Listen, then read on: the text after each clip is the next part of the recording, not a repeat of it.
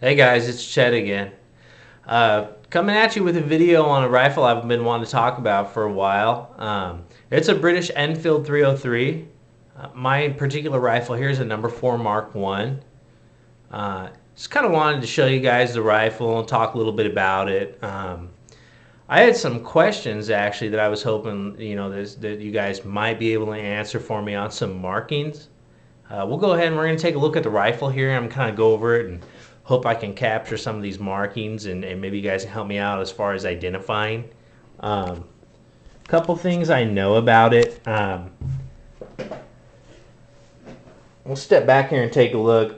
I know that this is a Maltby Enfield produced at Royal Ordnance Factory ROF Maltby during the war years. And this one's a production 1942. And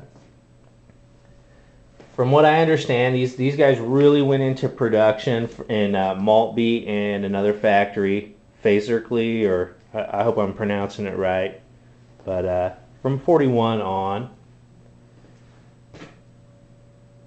But I mean, it's really nice. It's really nice. I did the cleaning on it, just by cleaning the wood, and then I did the wet sand with the linseed oil. It really came out nice. I ran a box through it. Shoots really well. Bore's in really good shape. So some of the marking questions that I have for you guys on this guy. The Maltby Enfield is going to be kind of devoid of markings as far as like the crown and some different things. It seems to be a real purpose-driven rifle. I mean, it's got its numbers, things stamped in it and whatnot. But let's scoot this chair out the way here. But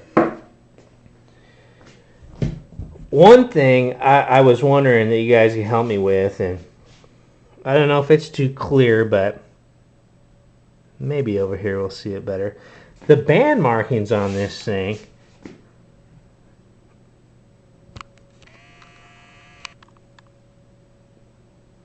they either say VNS, or if you look at the other way, it's SNA. Here as well, it's either a VNS or an SNA, and I just can't seem to find anything, anywhere on the internet or with any Enfield guys who know anything about that marking. I was wondering if it stood, for like Victoria Arms, something or other, or because this one's definitely a Maltby Enfield coming out of England. It's got its classic lazy stamping for a Maltby there. It says 1942 AA and then 1, 3, and the following numbers. Classic on the Maltby is for all the numbers to just be staggered like chaotically on the band there.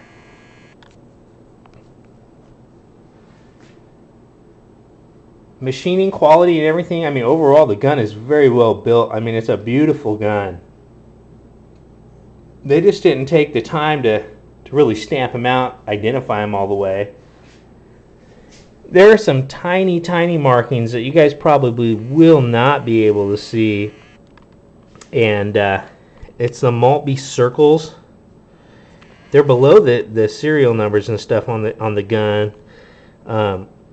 Right over here, and I doubt any of you guys will be able to see that, but it's some kind of a circular stamp that and I understand that Maltby is the only arsenal that actually stamp their guns with circular stamping, and it almost reminds me of a modern CZ stamping, how they have their little logo in that little circle pattern. That's kind of what it looks like, but as far as as the marking, I got everything pretty well figured out on it.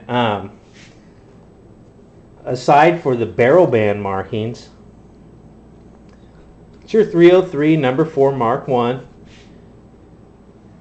But boy, doesn't that wood just look beautiful. I mean, and you know, there's hardly any dings on it. The thing was just very nice looking when I got it. I just did good cleaning on it. One thing, you know, the box magazine here, it's a 10 round detachable. It's like, I don't know why a person would detach it, because, you know, up in here you have your guide for your stripper to be dropped in, but magazine in this guy is marked SMC, you know, down inside there. I don't know what the floor plate, you know, marking of SMC means, if it's even an original mag, but really nice gun. Had a lot of fun with it. Went out and shot it, you know, a few times, and was really happy with it. But as soon as we get a nice day out here, we're gonna take, you know, all these guns out, and we're gonna just really give them a rundown. But your Enfield bolt is, you know, everybody is, you know, they love the speed of that load or whatever, but this guy's the cock on closing. All your tension there is on the closing. When you close it, it actually, you know, it holds up inside here, and you have to spring force it forward. So everybody, you know, as you see these videos of the SMLE and the Enfield reloads and stuff, but if a guy gets his thumb out of the way, I mean, if you flick this back, you know, you can see how fast this bolt comes back. I mean, that's your ejection there. You want to get your spent case out, I mean, you just touch that with your thumb, and this thing throws a spent case and you know, hits back.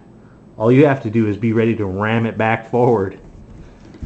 So it's almost like, you know, auto ejection with the touch of your thumb. I mean, they've almost taken one step out of working the bolt action. I mean, it's almost like a half bolt action.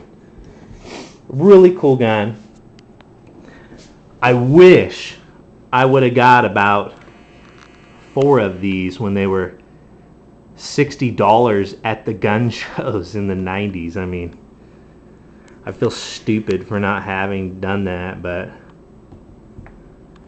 right now you'll find a really nice Enfield, you know, in any store for about $329, $269 for one that's definitely, you know, had some times, $329 for a really nice one.